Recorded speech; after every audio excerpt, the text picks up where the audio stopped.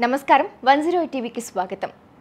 శ్రీవారిని అలంకరించుకునే భాగ్యానికి నోచుకున్న లెక్కలేనన్ని ఆభరణాలలో అత్యంత ముఖ్యమైనవిగా భావించబడే ఈ క్రింది ఆభరణాలు శ్రీవారిని తరచూ సందర్శించుకునే భక్తులకు చిరపరిచితమైనవే.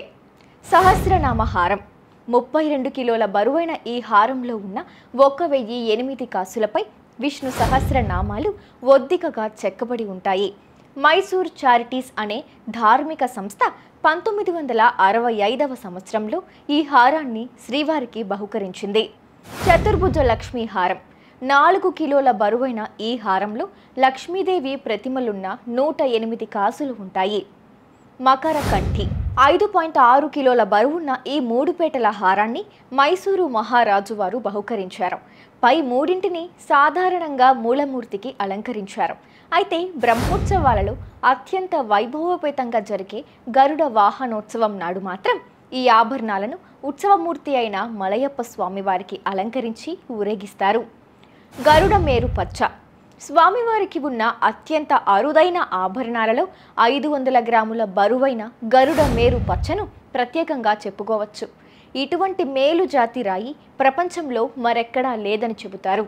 స్వర్ణ పీతాంబరాలు 20 కిలోల బరువైన స్వర్ణాభరణాన్ని 2009వ సంవత్సరంలో అప్పటి తీతిదే బోర్డు సభ్యుడు మేకపాటి రాజమోహన్ రెడ్డి గారు 3 కోట్లు వెచ్చించి చేయించారు. మూల విరాట్టుకు నాభి క్రింద భాగం నుంచి ఈ పీతాంబరం ధరింపచేస్తారు.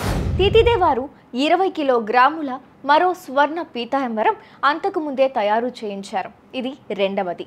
మరికొన్ని ముఖ్యాభరణాలు ఇవే కాకుండా శ్రీవారి మూలమూర్తిని పాదాల నుండి శిరస్సు వరకు అలంకరించే మరికొన్ని ముఖ్య ఆభరణాలు.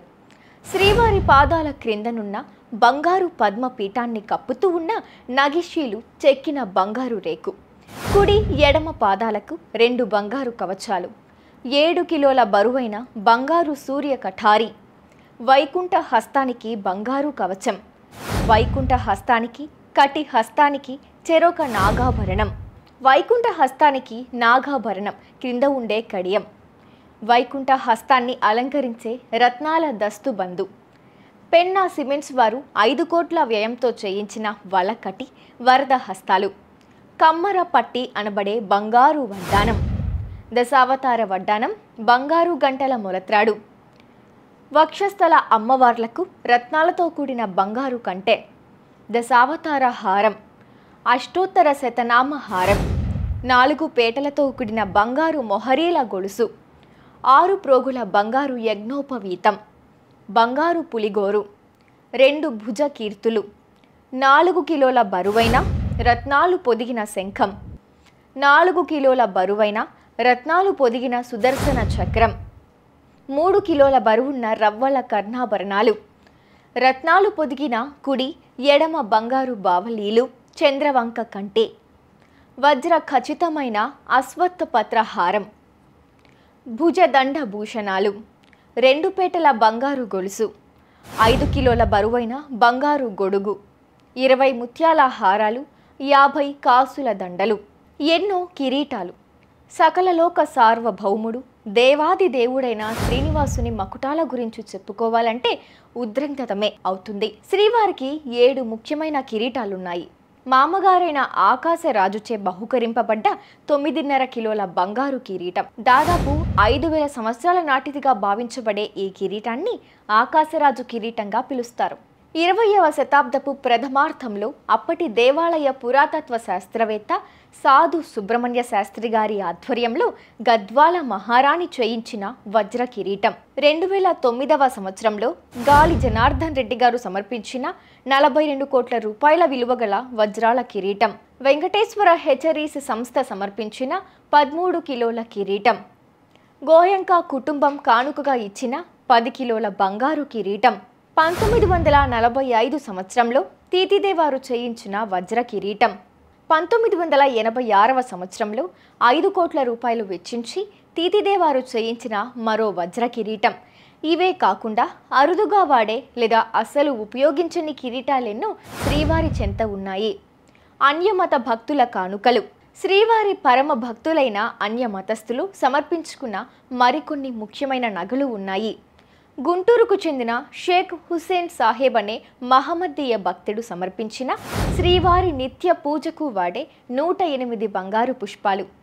ప్రతి బుధవారం జరిగే అష్టదళ పాద పద్మారాధనలో స్వామివారి అర్చనకు ఉపయోగించే సయ్యద్ మీరా అనే మహమ్మదీయ భక్తుడు సమర్పించిన 108 బంగారు పద్మాలు.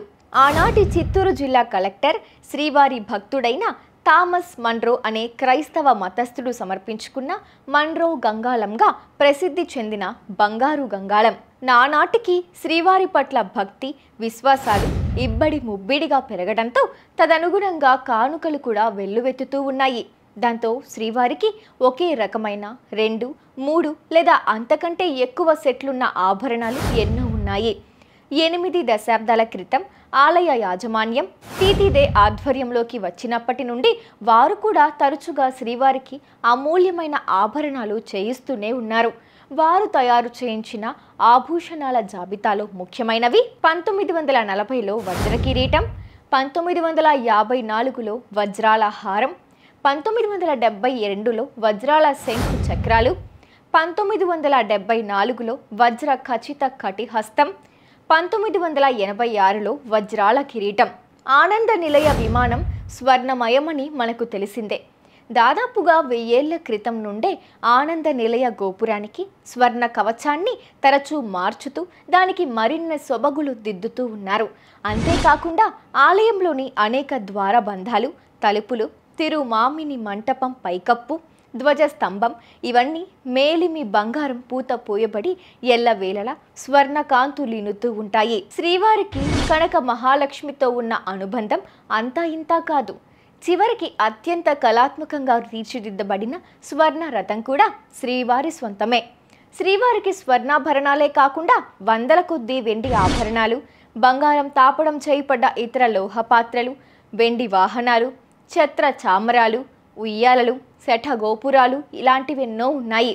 ఇలా చెప్పుకుంటూ పోతే ఆ జాబితాకు అంతే లేదు. శ్రీనివాసుని కలియుగ శోభవారి వైకుంఠ వైభవానికే మాత్రం తీసిపోని రీతిలో ఉంటుంది. ఇరు లోకాలలోనూ సర్వకాల సర్వావస్థల యందు శ్రీ మహాలక్ష్మి వారిని అంటిపెట్టుకునే ఉండటం వల్లనే ఆ లక్ష్మీపతి కోట్లకు పడగలెత్తుతూ ప్రపంచంలోనే సంపన్నమైన దేవునిగా విలసిల్లుతూ భక్తుల కొంగు బంగారమై ఒప్పారుతున్నాడు. ఓం నమో వెంకటేశాయ. ప్రార్థన యొక్క శక్తి. మీరు ఎప్పుడైనా భగవంతుని చూసారా? చూడటానికి ఆయన ఎలా ఉంటాడు? ఆయన ఉనికిని అనుభూతి చెందటానికి మనకేం అవసరమో మీరెప్పుడైనా ఆలోచించారా? ఒక వృద్ధురాలు కూరగాయల దుకాణానికి వెళ్ళిందట. కానీ కొనడానికి ఆమె వద్ద డబ్బు లేదు. కూరగాయల అప్పుగా ఇవ్వమని దుకాణదారుని అభ్యర్థించింది. కానీ దుకాణదారుడు నిరాకరించాడు. ఆమె పదే పదే అడగగా దుకాణదారుడు, నీ వద్ద ఏదైనా విలువైన వస్తువు ఉంటే ఈ త్రాసుపై ఉంచు, దాని బరువుకు సమానమైన కూరగాయలు ఇస్తాను అని చెప్పాడు. వృద్ధురాలు కాసేపు ఆలోచించి ఆమె వద్ద అలాంటిదేమీ లేదు. కాసేపు ఆలోచించిన తరువాత ఒక కాగితం తీసి దానిపై ఏదో రాసి త్రాసుకి ఒక వైపు ఉంచింది. అది చూసి దుకాణదారుడు నవ్వటం మొదలుపెట్టాడు.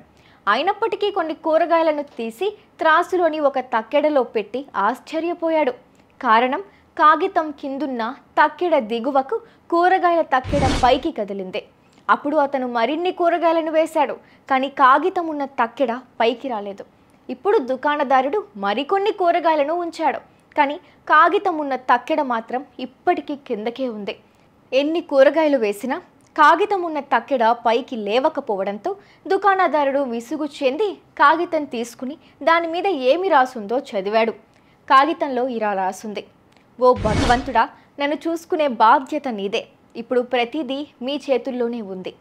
ఇది చదివి దుకాణదారుడు చాలా ఆశ్చర్యపోయి తన కళ్ళను తానే నమ్మలేక ఆ కాగితాన్ని మళ్ళీ మళ్ళీ చదివాడు. కానీ ఏమీ అర్థం కాలేదు. ఏమీ మాట్లాడకుండా కూరగాయలు వృద్ధురాలికిచ్చాడు. అక్కడే నిలబడి ఇదంతా చూస్తున్న మరొక వ్యక్తి, ఆశ్చర్యపోవద్దు, ఆ ముసలావిడ ఈ కాగితంపై హృదయపూర్వకంగా ప్రార్థన రాసింది. ప్రార్థన విలువ ఆ భగవంతునికి మాత్రమే తెలుసు అని దుకాణదారునికి వివరించాడు. మనం భగవంతుని ప్రార్థించాలి. మన జీవితంలో ఆయన ఉనికిని అనుభవించడంలో సహాయం చేయమని ఆయనను అభ్యర్థించాలి. 1 గంటైనా నిమిషమైనా సరే ప్రార్థన హృదయపూర్వకంగా చేస్తే భగవంతుడు తప్పకుండా సహాయం చేస్తాడు. ఈ కథలో కూరగాయలు అమ్ముకునేవాడు కొంటున్న వృద్ధరాలి ప్రార్థన రూపంలో భగవంతుని ఉనికిని అనుభవించాడు. మనం భగవంతుని ప్రత్యక్షంగా చూడలేం, కానీ చాలా సూక్ష్మ ప్రకంపనల ద్వారా ఆయన ఉనికిని అనుభూతి చెందగలం. ఆయన మాట వినడానికి మనం మౌనం పాటించాలి, ఎందుకంటే భగవంతుని భాష నిశ్శబ్దం, అది దానికదే సంపూర్ణమైనది. నిజానికి మనం చేసే ప్రతి పనిలో భగవంతుడిని భాగస్వామిగా చేసుకోవాలి. మనం ఆయన గురించి ఆలోచించినప్పుడు మన సమస్యలపై మన దృక్పథం కూడా మారడం మొదలవుతుంది.